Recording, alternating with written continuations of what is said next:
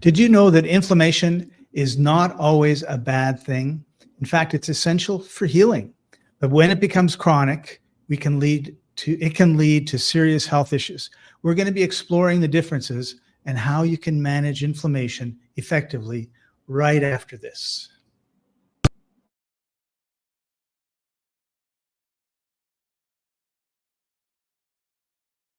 Welcome, everybody. This is the Life Enthusiast online radio and TV network. And our mission is to restore vitality to you and the planet. I'm your co-host, Scott Patton. Joining us, as usual, is health coach Martin Patella. How are you doing today, Martin? It's a good day, Scott. Thanks for caring. It's always good when we're breathing, right? Oh, God. Yeah, still on the top side of green. So what we're going to be talking about today has to do with pain and inflammation, which I guess is what causes the vast majority of pain.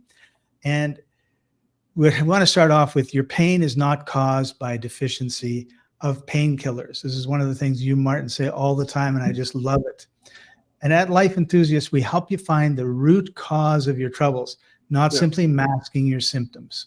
Every person, every situation is unique, and your path to good health must fit your specific circumstances. And that's one of the reasons we talk about metabolic typing so much, because somebody can be eating carrots and drop weight like nothing, and another person can eat carrots and have pain in their joints and also like totally different. And of course, the diet industry has made a fortune on this, because you have the diet, the banana diet, the pineapple diet, the carnivore diet. You have all these diets, and you have all these people that are shouting from the rooftop, I went on this diet and I lost and I feel so good. And then it peters out. Why? Because the other people that tried it didn't have the same success. So if you understand everybody's different, you've got to step up on the rest of the world and also achieving what you want. So we're going to work today on helping you with inflammation, stopping the decline, eliminating the pain, the decline of function, eliminating the pain, restoring your capacity, and peak performance. Because it's really hard to be at peak performance if your joints are all aching, every way, everything you do. So, and we're going to do it naturally. So you have to feed your unique body type. If you're a horse, you don't eat worms. If you're a bird, you don't eat hay. But the authorities want to feed you GMO, nutrient-low, high-processed stuff that's designed to take advantage of, that's not designed to take advantage of your physiology. It's addictive, and it's going to block your I'm full signals until it's too late, which means we're all constantly overeating. And it's the single most important principle that affects your daily performance in all aspects of life. All right. So today we're going to talk about inflammation. And before I ask the first question to you, Martin, I want to make one last comment, which is over 14,000 people die each year using the correct dosage of anti-inflammatory drugs, compared to less than 13,000 dying from, say, AIDS. Drugs may temporarily relieve the acute inflammation, but on a deeper level, they're inhibiting natural anti-inflammatory responses in your body. Your body is used to getting bruised, getting beat up, falling off of cliffs, and getting up and running away from saber-toothed tigers, all that stuff. But when we mask it and we stop it from doing the healing, it's like whack-a-mole. It pops up somewhere else. And it's just not the answer, okay? And unfortunately, in my opinion, and so I could be totally wrong, a lot of these drugs are designed to kind of mask one thing and then bring about another problem, which gives you another drug and another, which is why so many people are on 4 or 5 different drugs. I had a friend of mine visited me, and we met in Playa del Carmen, Mexico for 2 weeks. And the first couple of days, because I'm a genius when it comes to booking hotels, I booked a 2-bed hotel room for us both instead of 2 rooms. I don't know what I was thinking, but on his counter was like 5 bottles of drugs and 3 or 4 bottles of vitamin C's and D's and whatever else he was taking. And he's 77 years old. And I just thought, oh, I don't want to be like that when I'm 77, which is not that far for me, right? But to be taking all these drugs. And then another friend of mine had like this tube with all these different openings. And every morning they would put 2 of this, 2 of this, 2 of this, 1 of this, 1 of this, 1 of this, one, so that they would know, like in the morning they had this, in the afternoon they had this, in the evening they had this, before they bed they had this. And it was like, there has to be a better way. And I don't do that. So, and I attribute 99% of that to my relationship with you, Martin, because you've exposed me to superfoods and to other nutrients that I would have no idea about. And I'm taking them all the time and not having heart attacks, not having stroke, not having blood clots, not having super high blood pressure, not needing a wheelchair or a cane, not falling over when losing I fall over. Well, I do fall over, but when I fall over, I don't break a bone. So, I've tripped in the last 10 years, landed flat on my face, and which I attribute basically to judo. I took judo when I was a teenager, and it taught you how to fall. So when I do fall, I notice I automatically fall the judo way. So there's your physical activity tip for the day. So, yeah. But anyway, if you're taking all of these drugs, we're not saying stop today, because that can be really dangerous, but too much of a good thing is not good, right? Too much inflammation is not too good. Too many drugs are not too good. But nobody tells anybody, hey, you're on 17 different types of drugs that you're taking every day. Probably not a good idea. But this masks the effects of that drug, which masks the effects of that drug, yeah. And you need to figure a way to get off of it. So diving into it, Martin, what is inflammation? What do we mean when we say it's acute or chronic? Right, that's the number one distinction. Inflammation really is the thing that your body uses so that it may make repairs. And repairs is what's needed when something's broken. So whenever the body finds something out of order, it tries to fix it. So of course, when you have an injury, and you just described it, fall over, fall in a hole, bump an elbow, hit your forehead, whatever it is, a physical external injury is a straightforward thing. Some cells got damaged and they need to be replaced. They need to be eaten away, taken away, hauled away as garbage, and replaced by new ones. And in order for this to happen, inflammation is the tool that your immune system uses to just fire up the repair crew. It's straightforward. We talked about it. It's driven by voltage. Normal voltage minus 25 millivolt. That's the operating level of the pH. Actually, it's just slightly alkaline. And then if you need to replace cells, you need to push it further. You go to minus 50 millivolt to all the way to minus 90 millivolt if you're doing high-level repairs. Again, it's more alkaline. So number one, acidity is your enemy in your repair. The speed of repair is reduced when your body doesn't have the mineral capacity to mount a vigorous alkaline response. So that's one. Then the acute versus chronic, it's an important distinction. Acute is something that happens in response to an incident. So we mentioned a physical incident. We could have an injury by eating something bad, right? Like we could end up eating something that's going to create a reaction. And the inflammatory reaction is going to be instant. Your body will start rejecting things. And if it's fast enough, you'll be both throwing up and having a diarrhea at the same time. That's the violent, get it out of here reaction. That's the digestive and eliminative systems working as they're supposed to. On the other hand, if you create a chronic problem, the acute becomes permanent, and the immune system can no longer cope with it. It just simply is a constant pressure that lowers the body's ability to fix it, and so it tries to adapt to it.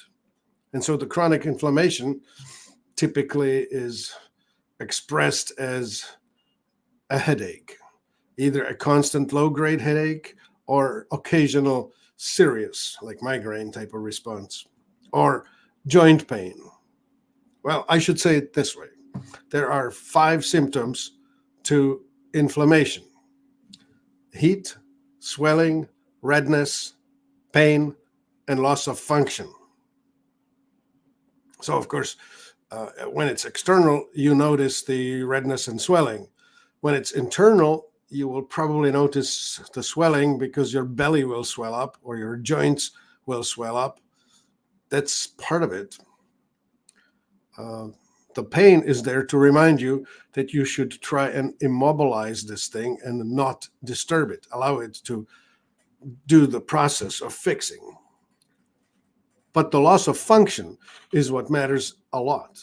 Like if it's a twisted ankle, you just can't step on it because the pain will remind you that you should leave it alone. You should immobilize it. But when it's in your gut, now what? When it's in your joint, how will you not walk? How will you not move your hand? And so when you get arthritis, anything that's got the itis or otis or itis at the end of it, that's the medical speak for how to describe things, that denotes an inflammation. So arthritis, that's the inflammation of the joints. And pericarditis, that's the inflammation of the outer sac of your heart.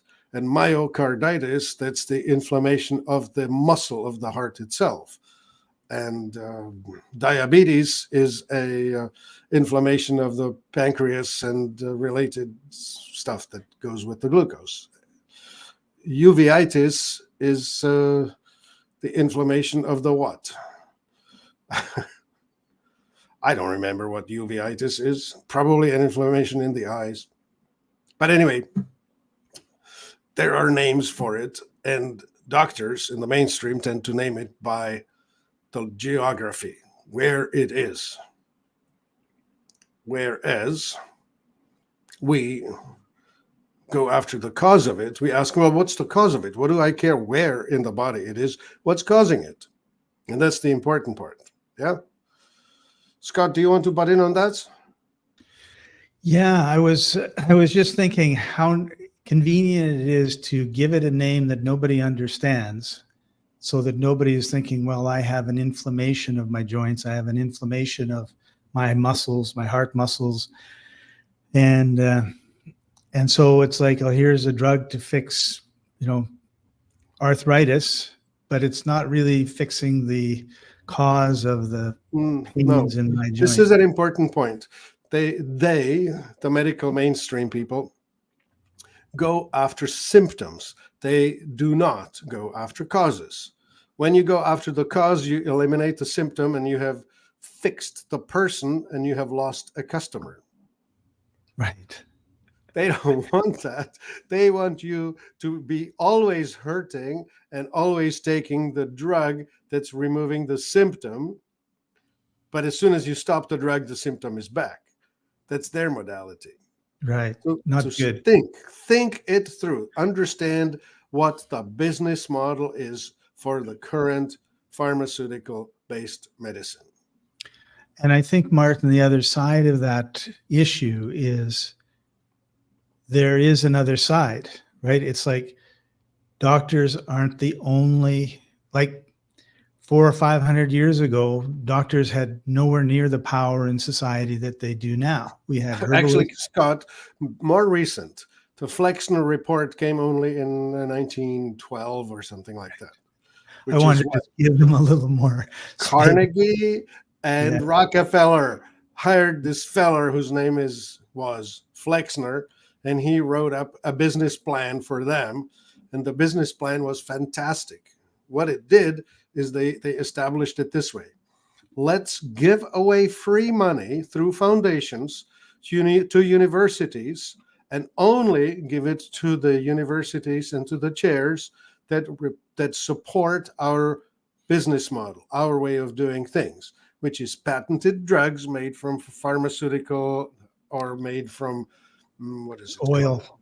Well, yeah, the petrochemical base products. not natural, not herbal, not homeopathic, not traditional Chinese, not traditional Ayurvedic. No. Yeah, and I think this is a good time to point out Chinese medicine's been around for billions of people for tens of 5,000. 5,000 years, right? So this isn't something that's just, I mean, the Chinese did very, very well before we came along and started selling them drugs. So these other modalities were really important, and they've been shamed isn't really the right word, but they've definitely been put down. Right. Chiropractors and herbalists Oh, and yeah. acupuncture. There's all, but they're all things that are there to get the energy moving the right way in your body so your body can heal itself, right? Hmm. And So I'll circle back to the beginning. Your headache is not caused by a deficiency in Tylenol. right. And further, your breast cancer is not caused by a deficiency in tamoxifen. And further, your pain that you are experiencing in your gut is not the deficiency of ibuprofen. I promise. All of these drugs do is they block the signaling mechanism between the cause of the problem and the body's response to the problem. So it's kind of like driving a car and the engine light comes on and you take the gum out of your mouth and you plunk it on top of the light, Yeah, so you can't block see the the light. light. Yeah, Block the light. So yeah, I can't see any, there's no problem. I can see no problem. So I'll keep driving. And then eventually the engine seizes up and that's the end of driving. Yeah, that's where it goes. And that's why you end up with these stacks of drugs where you will take a diuretic that helps to lower the volume of the liquid in your body in your attempt to lower your blood pressure. And then you're taking a calcium channel blocker that's trying to tell the body not to use the calcium to strengthen the beat of the heart. You're trying to weaken it. And then you will start blah, blah, blah. There's a long list of things that will happen like that. Right. So let's get to the meat of the nut, Martin. Let's talk now about how do we deal with this? Like, what are some of the things that we can do? And I'm assuming that our diet is one of the things that we'll talk about, lifestyle and avoiding triggers. So let's start with diet. Are there things like anti-inflammatory foods that we could be eating? It comes down to the four concepts. We've said it before, I'll say it again. Toxicity, malnutrition, stagnation, and trauma. Toxicity is presence of stuff in your body and in your environment that should not be there. The worst of it is, of course, our industrial age. We have created a wonderful world of conveniences. The inventions are phenomenal. But at the same time, we are putting toxic things into our environment, thereby into our food. So when we ingest that, we're raising the level of toxins, which are blocking factors. They are interfering with the normal function.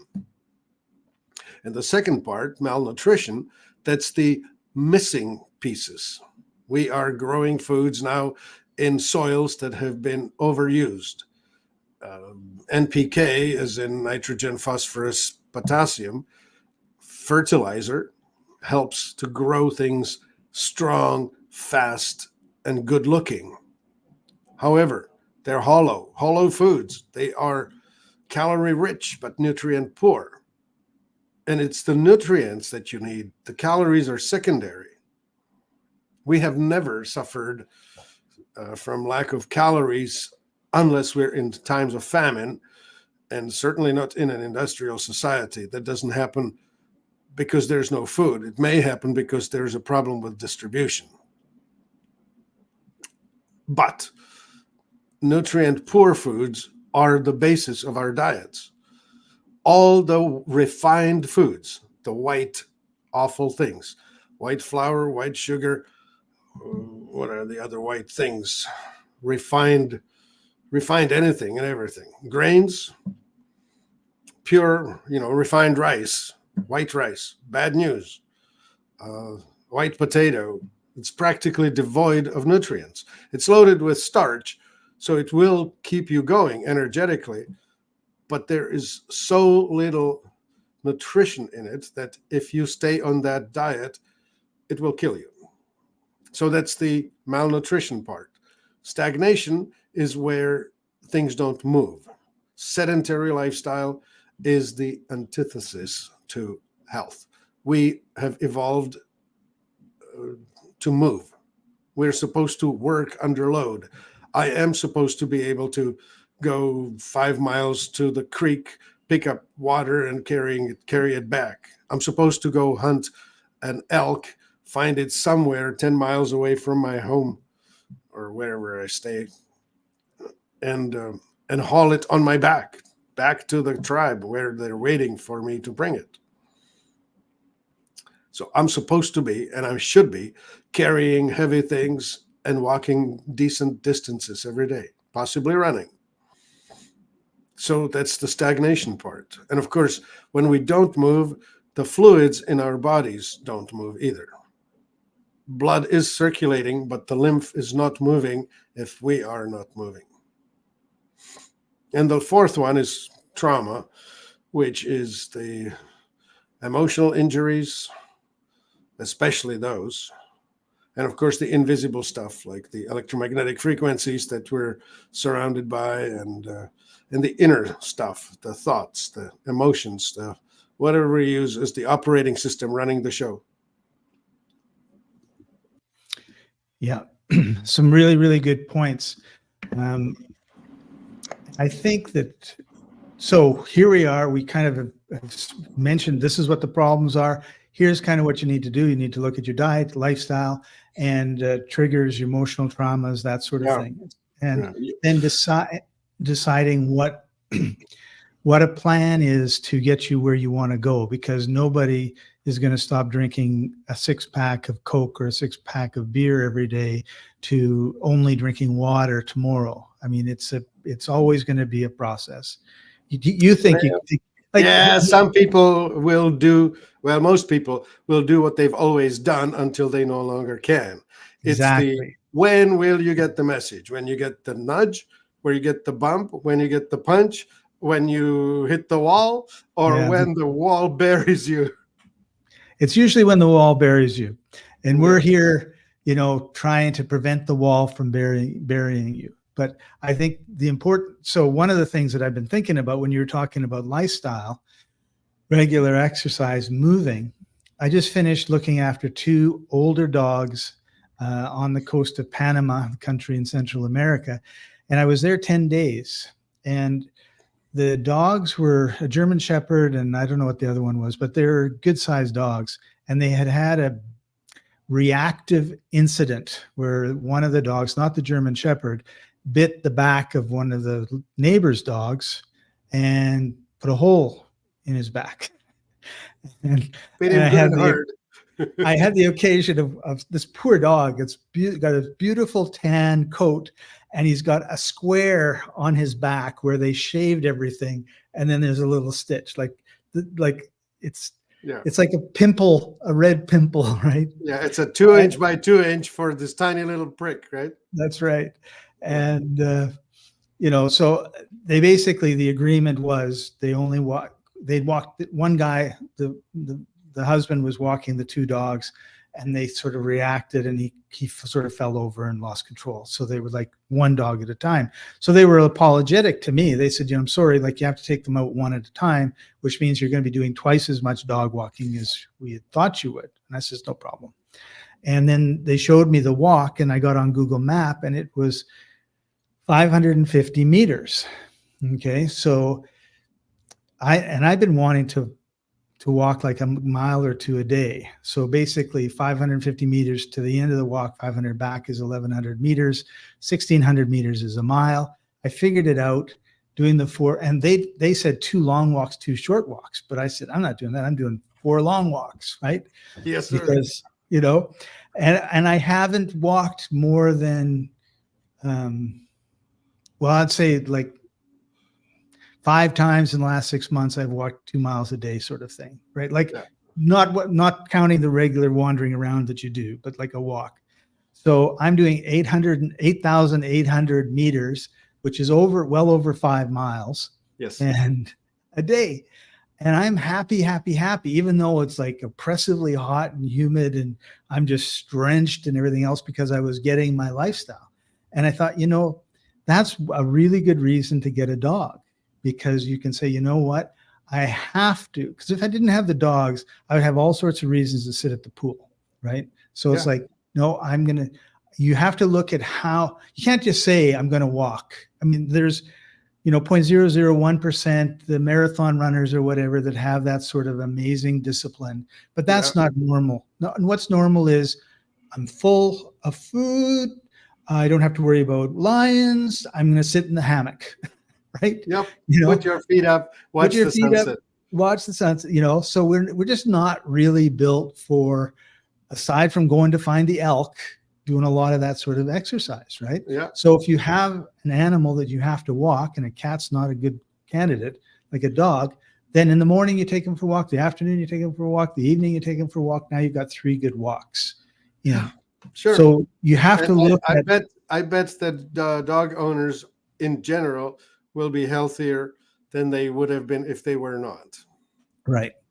And then you have to decide if you want to put up with the triggers you were talking about. Well, now I've got to feed the dog. That's a lot of money. Yep. Got to buy him treats. Got to buy him a bed. Got to buy him this. Got to buy him a leash. And not a cheap toy. Got to take him to the vet and all. This just goes on and on and on. So that stress may be a bit of an issue. Well, and don't get a dog if you can't look after the dog, because there's tons of, all these dogs I've been looking after are rescue dogs. They're dogs that have been on the street, and these wonderful people come along and they start feeding the dog, become friends with the dog moves in, or the cat, and they developed a relationship that way. But sure. Okay. The point being is you need to look at your lifestyle. You need to look at what you need to do. And if you don't know, life-enthusiast.com has articles after articles after articles. Yeah. Our YouTube channel has video after video after video of things to do. And let me answer one of the questions that you asked that didn't get answered, which is the foods. There are actually anti-inflammatory things. Like I said, I gave a list of the don'ts. Don't do the refined things. But for one thing, magnesium is super calming, activates the healing side of your autonomic nervous system. So make sure that you have plenty of magnesium in your body. Chlorophyll is the most parasympathizing food there is. So things that are rich in the green, that would start with wheatgrass, barley grass, chlorella, spirulina, alfalfa, all of those things that you will find in the Exula superfoods. If you want convenient, we put it together for you. All you need to do is just take a scoop of this thing, put it in some water or juice. And the answer is, you take those greens, they will be calming and healing and health supporting and anti-stress, which means, remember this, the repair, right? The body can only repair when it's in the parasympathetic mode. When it's in fight or flight, sympathetic, it's not repairing. It's just trying to save you from the sudden death. Therefore, you need the two things, magnesium and chlorophyll, for sure in your life. And of course, remove the stressors that put you into the fight or flight mode. Yeah. So that's the baseline. There are other foods, of course, other important anti-inflammatory foods. Essential fatty acids are absolutely required. CBD. Berries. Yeah, CBD. CBD is really, really good at bringing the inflammation level down.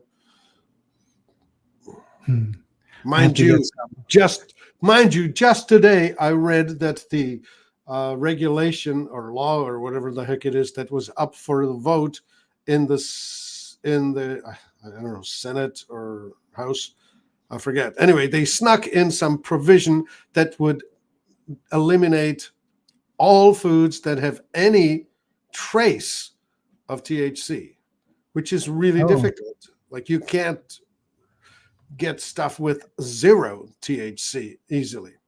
And Right. so they snuck it in there. It would completely kill the hemp farming industry in the United States. We'll Right. see.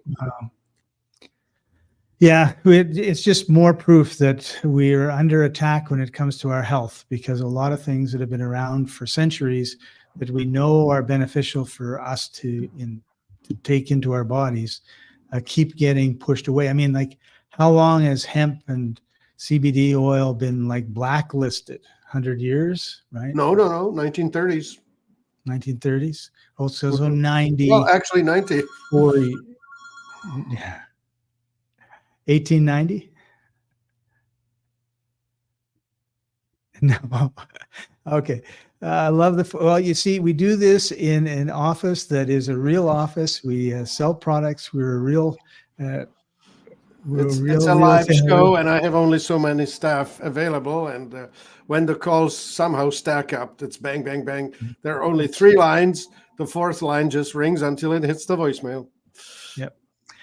We'll call them back. We will. But So yeah, that's one of the things about Life Enthusiast is when you reach out, you generally get a real person answering the phone. true enough. Okay, so you need to look at your diet, you need to look at your lifestyle, you need to look at avoiding triggers, getting your emotional life put in place.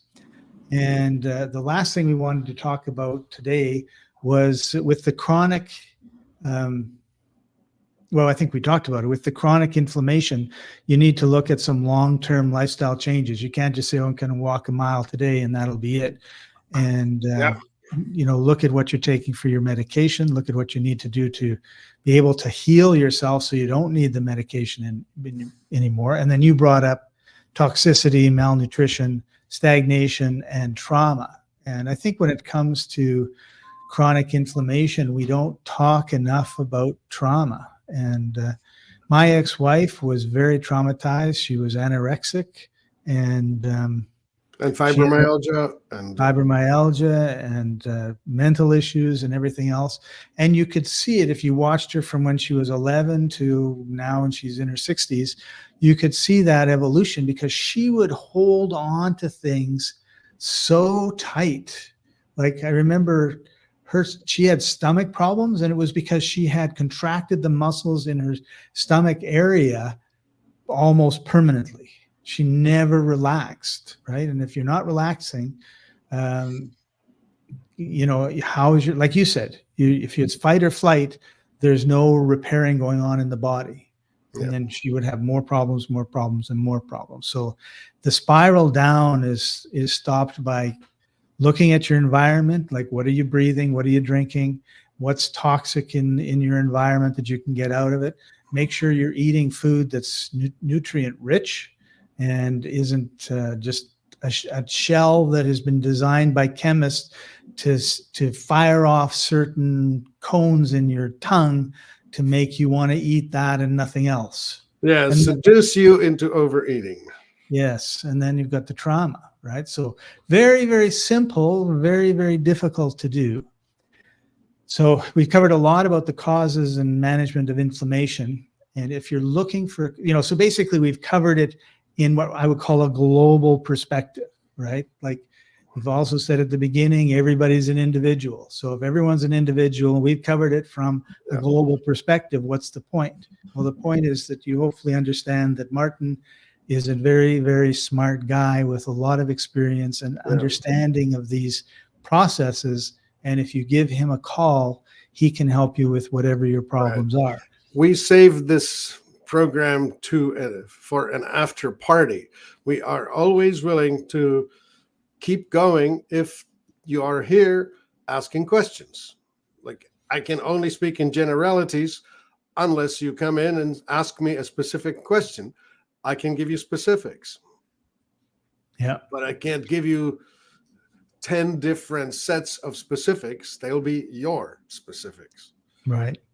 Yeah, and we're coming to the end, so we're going to have an after party. If you want to ask any questions, just put them in the comments and we'll talk about them. If you want to talk to Martin, not quite in as public a forum as this is, the whole world can see, we do have a page, and I'm going to put it into the comments and the description, where you can make an appointment to talk to Martin one-on-one.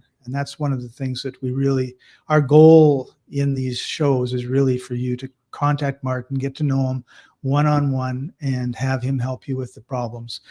Oh, and listen, Scott, it's not just Martin. I have an awesome team of customer support staff, a herbalist, a nutritionist, and a physio specialist who are very educated and very, very good at helping people.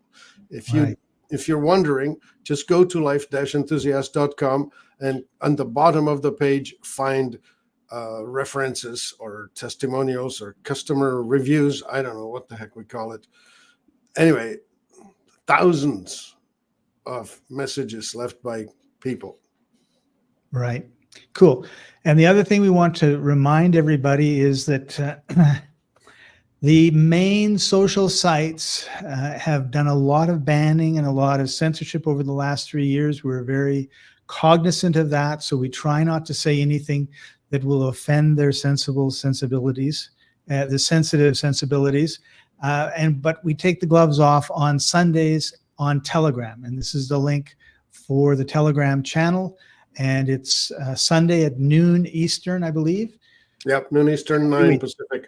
Yep. So Martin will be talking about a bunch of stuff that you need to hear. And then if you have any questions, he'll take them there. So you have 2 opportunities to interact live with Martin every week. And please take advantage of them. So with that, Martin, anything you'd like to tie a bow on inflammation for this week? If you have it, you have my sympathy. I used to have it too. Scott did also. We are way better today than at our bad. I promise you. Everybody can do better than they are right now. And we know how to do it. Been there, done that, got the t-shirt. That's right.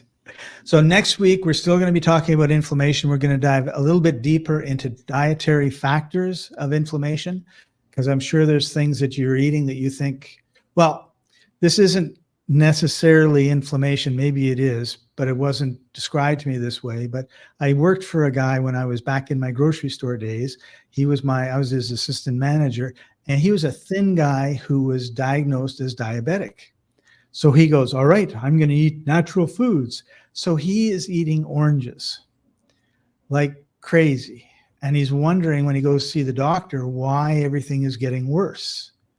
And finally, after like 3 or 4 months of this, and he's just feeling terrible, and all the other things that happen when you're diabetic, eating much sugar. And finally, the doctor says, well, what are you eating? Oh, I'm eating oranges. Oh, well, there's too much sugar in oranges. You shouldn't be eating that. And I remember him coming back to the office after that appointment, raging, like, close the door. I'm in there. He's going up the wall, down the wall, like, why didn't somebody tell me what I was supposed to, and this is like 50 years ago when there was no internet, or there was, not the resources that we have today. So you may be having doing some stuff that you think is really, really good. And it's just making everything worse. Yep. Custom.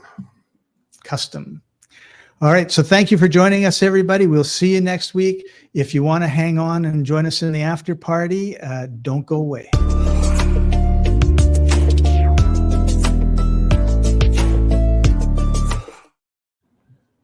All right.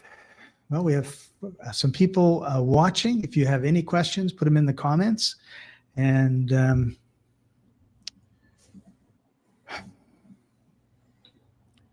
I'm just trying to think if I have a question about. Well, the oranges business, that's an interesting theme that we were talking about, or you were talking about. So that's a classic, of course. Anything that is rich in glucose or anything that's rich in starch will practically instantly convert into glucose. So if you eat white rice, white potato, sweet potato, bread, donut, anything from grains, really, including your sushi roll, is essentially a glucose hit. The only way you can manage your glucose levels is if you decrease the glycemic index, which is more fat and more veggies that are low in starch. So it's this arugula and endive and the dandelion leaf and the green onion and the cucumber and the basic lettuce, all of that. Those are the low starch veggies. Broccoli, cauliflower, is that included? Those are medium. They're fine. They're fine. So Now, what you're really seeing is, because all these things have one thing in common, they're not sweet. Now, maybe the sweet potato, right, yet they're not. right? They're not sweet, right? So it's kind of like you got to get over your sugar habit, which is, they say it's worse than heroin. And I believe it. Absolutely. In the brain, it was cocaine that it was compared to, but it's easier to get off of cocaine than it is to get off of starch. I promise. So is the trick then, for those of us that don't want to cold turkey it and go through withdrawal, is to just gradually lower it? I think so. And then, just we don't have to do ratios. Change the ratios on your plate. More veggies, less potato. More meat. Perhaps it's the fat. What's interesting is that fat cannot convert into glucose. Protein can. Like your body can actually take protein and turn it into glucose. So it's the fat and this is the basis of the keto diet. People are mistakenly think that it's about eating meat. It's not. It's about eating fat. So what you want to do is you want to have a salad with a bunch of olive oil, or you want to have a full fat meal, like, cook the brisket, leave all the fat in. So when I have bacon and I'm cutting away the white, I'm doing the wrong. Stupid. The pig worked really hard to build the fat for you. Who goes and has a steak and doesn't cut away the fat? It's the most energy-rich part. That's what the animal did. The animal worked really hard at creating the fat, the store of energy. Yeah. It's actually a sacrilege to throw it away. That's just totally brainwashed the wrong way. Well, it's the sad thing. Now, of course, what should be said is that this is true for the thyroid body type. At least half the population, I think, is the thyroid type. So those of us, both Scott and I are that, is indeed gain weight with starch, lose weight with fat. The adrenal dominant, the people who are built like the linebackers, weightlifters with calves this big and ankles this thick, are the adrenal types, and they have the opposite metabolism. For them, the only way to lose weight is to eat salads and snack on fruit. So when they eat meat and fat, they put on the weight. Yep. Adrenal types get fatter on fat. So you're talking about the linebacker type in the football game, right? Yeah. And so those are the guys that the whole time from they decide they want to be a linebacker 13 or 12 or 13 to the time that they, screw their ankle or their knee and they can't play anymore in their early 30s. I was going to say late 30s. I'll say early 30s. Yeah. They're the ones that have been packing on those calories because they're burning off such a huge number of calories. Yeah. The diets that allowed them to be successful, because they needed to be 340 pounds to be successful at the game. And it was all muscle. But when they stopped the caloric output, when they stopped working out 9,000 calorie days. Yeah, they balloon up because you see them afterwards and they're like huge. Yeah. And the only way for the only way for these types to do it right is to cut back on fat. That's such a hard thing to do after 20 years of eating a certain way. Oh, yeah, totally. Well, talk to a diabetic. It's such a hard thing to do to stop eating starch. Right. You know, I did can that. relate, right? Like I myself, can too. I will have a normal salad with my dinner, and then after dinner, I'm thinking I'd like to have something, and I'll have a couple of figs just because they're nice and sweet, right? Right. Yeah. Yeah. That's better than an ice cream cone, which is what I'd have. I'd love to have ice cream cone, but I've totally lost my oral tolerance for dairy. I'm gone. Yeah, I hardly have any dairy too, but I have a little every once in a while. So, Well, hey, if it right. doesn't blow you up, that's great. It totally destroys me. I had an interesting thing. I had this swollen belly, right? Like the Yeah, belly I remember.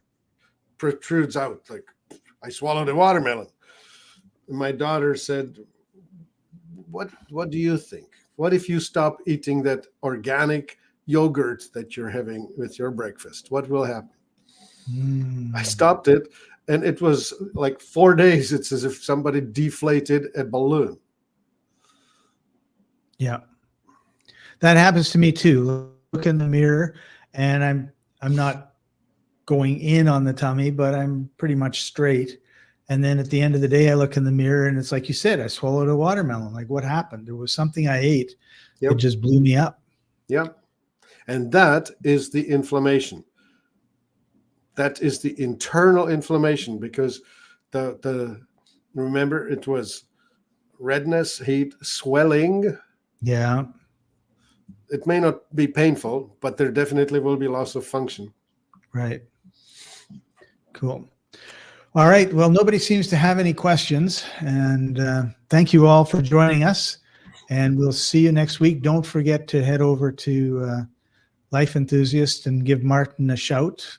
And the other one I wanted to show, which I didn't put out in the comments, which I will right now, was here it is. Come and see us on Sunday at noon Eastern. And Martin will be talking about stuff that he's not allowed to talk about here. Yep. Or in a way that would probably get me shut down. Or in a way, that's right. And before we go, I'm just going to put that into the comments because that's what I meant to do. There we go. All right. Well, thank you, everybody, for joining us. We'll see you next week. Bye for now. Take care.